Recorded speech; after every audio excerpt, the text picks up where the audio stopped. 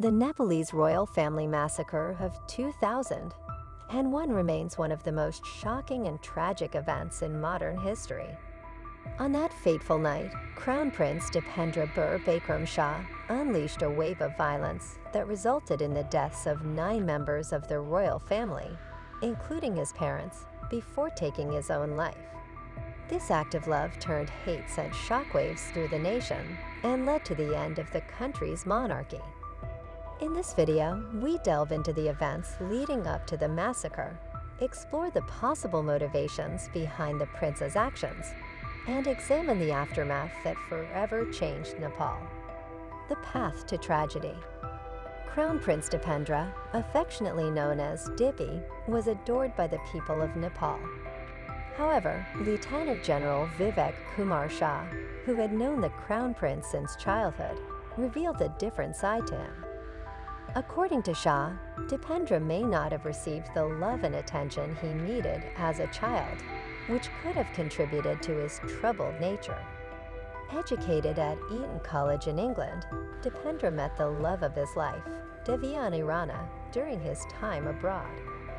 Their relationship faced opposition from both families, creating tension that would ultimately have devastating consequences. Dipendra's desire to marry Devyani Rana, a local aristocrat, was met with resistance from his parents, King Birendra and Queen Aishwarya. The king and queen insisted that Dipendra marry a distant relative instead, leading to a growing rift between them. As Dipendra reached his 30s without marrying, speculation arose about his future as heir to the throne. The pressure mounted, and the situation reached a breaking point. The night of horror. On that fateful night in 2001, a dinner party was held at the Narayan Hiti Palace in Kathmandu. Crown Prince Dipendra, intoxicated and high on a mixture of whiskey and drugs, engaged in a heated argument with another guest. After being escorted back to his chambers by his brother and cousin, Dipendra made several phone calls to Devyani Rana. Reports indicate that he was slurring his speech and appeared unstable. Instead of retiring to bed as he claimed, Dipendra emerged from his room armed with 3 guns, including an M16 assault rifle. The dinner party was an intimate gathering, and no guards were present. Dipendra opened fire on his family members, starting with his father, King Virendra. Chaos ensued as palace aides tried desperately to rescue the other members of the royal family.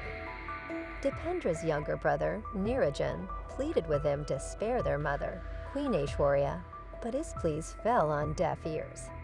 In the end, Dipendra's rampage claimed the lives of 9 of his own relatives, including his parents and siblings. Unanswered questions and controversies. In the aftermath of the massacre, the palace went into lockdown, and official reports were scarce. The Prime Minister initially claimed the incident was an accident, further fueling speculation and conspiracy theories. Journalists and the public were left with more questions than answers, and doubts began to emerge about the true nature of the events that unfolded that night. Various theories emerged in an attempt to explain the massacre. Some believed it was a result of a political conspiracy, while others suspected the involvement of Dipendra's unpopular uncle, Jayanendra. Rumors even spread that Jayanendra colluded with his son to frame Dipendra and seize the throne. However, these claims were vehemently denied, and no concrete evidence ever emerged to support them. Legacy and reflections. Legend has it that the downfall of the Shah dynasty was foretold centuries ago. According to the legend, the first Nepalese king, Prithvi Narayan Shah, offended a sage by disrespecting a gift of blessed yogurt. As a result, the sage prophesied that the dynasty would fall after 10 generations. King Birendra, the 11th ruler of the Shah dynasty, tragically met his end, seemingly fulfilling the prophecy. 2 decades after the massacre, some voices are advocating for the reinstatement of the monarchy in Nepal. Supporters argue that a return to a constitutional monarchy could bring stability and unity to the country.